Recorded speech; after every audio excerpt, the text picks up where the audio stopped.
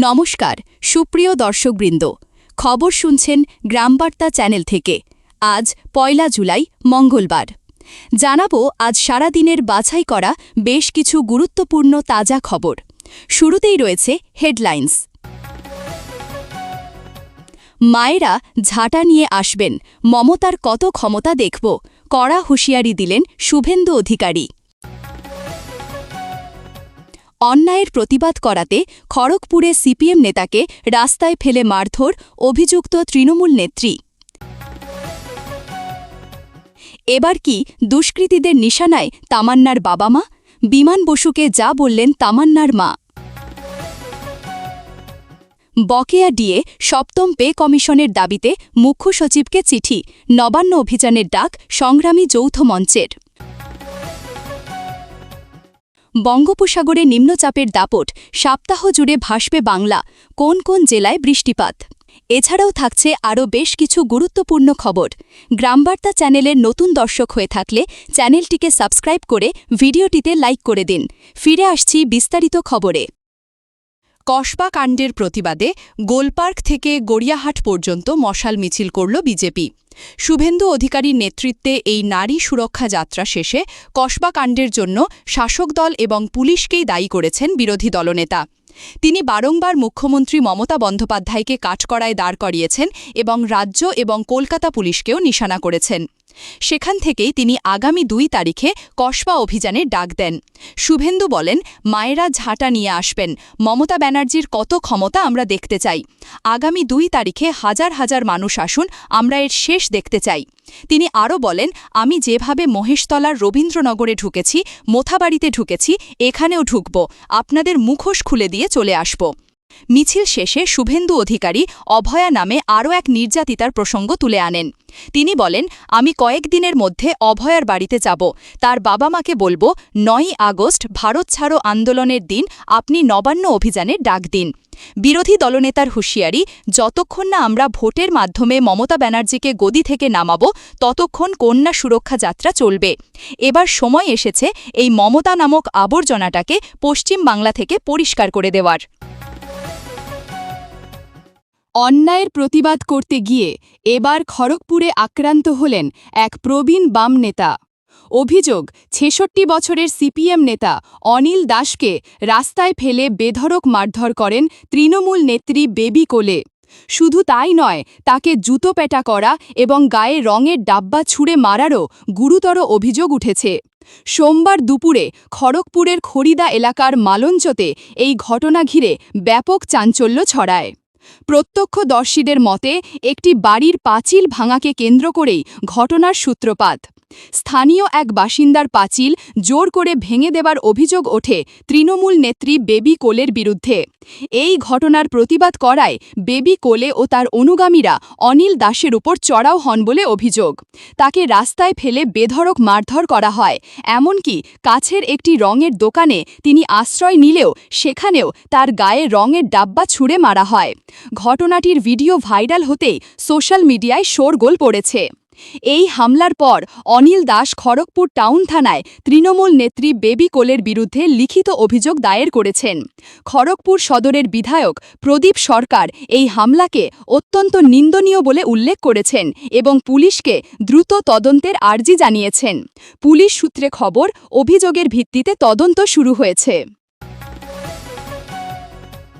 একমাত্র মেয়েকে হারিয়ে শোকে পাথর তামান্না খাতুনের মা সাবিনা বিবি।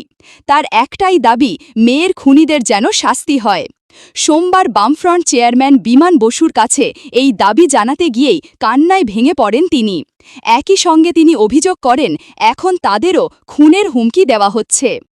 গত ২৩শে জুন কালীগঞ্জ বিধানসভার উপনির্বাচনের ফল ঘোষণার পর তৃণমূলের বিজয় মিছিল থেকে বোমা ছোড়ার অভিযোগ ওঠে। সেই বোমার আঘাতেই মৃত্যু হয় ৪র্থ শ্রেণীর ছাত্রী তামান্নার। তামান্নার মায়ের দাবি, তারা সিপিএম সমর্থক এবং তৃণমূলকে ভোট না দেওয়াতেই এই হামলা চালানো হয়। এদিন তামান্নার পরিবারের সঙ্গে দেখা করতে কালীগঞ্জের মোলান্দি গ্রামে যান বিমান বসু। তার কাছে সাবিনা বিবি অভিযোগ করে বলেন, ছোট মেয়েটাকে মারতে একবারও ভাবল না, এখন হুমকি আসছে, এবার তোকে মারব, ফোনে লিখে পাঠাচ্ছে। আমাদের আর হারানোর ভয় নেই, প্রশাসনকে সব জানিয়েছি। তামান্নার মায়ের সঙ্গে কথা বলার পর বিমান বসু বলেন, ওরা বিচার চাইছেন, কিন্তু বিচার কি করে হবে? ওরা ২৪ জনের নাম দিয়েছেন, তার মধ্যে মাত্র ৯ জনকে গ্রেফতার করা হয়েছে। মূল আসামি এখনও অধরা। পাশাপাশি সাধারণ মানুষ বোমা উদ্ধার করলেও পুলিশের নিষ্ক্রিয়তা নিয়েও প্রশ্ন তোলেন বিমান বসু। সুপ্রিম কোর্টের নির্দেশ থাকা সত্ত্বেও রাজ্য সরকার এখনও ২৫% বকেয়া ডিএ কার্যকর করেনি বলে অভিযোগ। এই পরিস্থিতিতে শুক্রবার সংগ্রামী যৌথ মঞ্চের তরফে রাজ্যের মুখ্য সচিব ও অর্থ সচিবকে চিঠি দেওয়া হয়েছে। তাদের মূল দাবি, অবিলম্বে সুপ্রিম কোর্টের অন্তর্বর্তী নির্দেশিকা মেনে ডিএ প্রদান করতে হবে এবং সপ্তম পে কমিশন গঠন করতে হবে। গত ১৬ই মে দেশের সর্বোচ্চ আদালত জানিয়েছিল, রাজ্যের সরকারি কর্মীদের ৬ সপ্তাহের মধ্যে প্রাপ্য মহার্ঘ ভাতার অন্তত ২৫% মিটিয়ে দিতে হবে। কিন্তু সেই নির্দেশ এখনও কার্যকর হয়নি। উল্টে রাজ্য সরকার অর্থের অভাবের কথা বলে সুপ্রিম কোর্টের কাছে আরও ৬ মাস সময় চেয়েছে।